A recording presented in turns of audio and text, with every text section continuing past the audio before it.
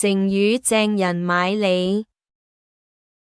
鄭人買履是一則著名的中國古代寓言，出自韓非子，用來諷刺那些辦事死板、拘泥於教條，而不顧實際情況的人。古代鄭國有一個人打算買雙新鞋，他事先在家裏量好了自己腳的尺寸，把量好的尺碼放在座位上，便匆忙出門。到了市集，他看中了一雙鞋子，伸手一摸，才驚覺自己忘了帶那個尺寸尺碼，於是立刻折返回家拿取尺寸。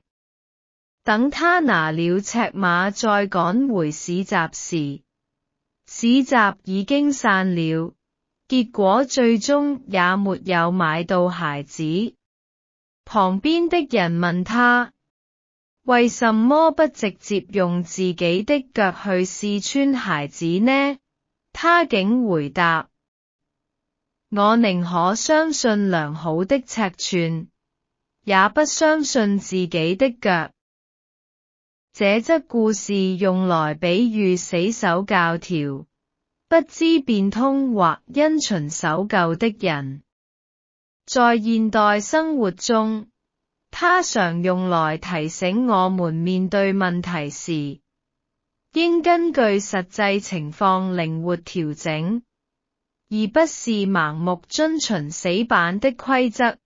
例子，他做事總是不知變通，簡直是鄭人買履。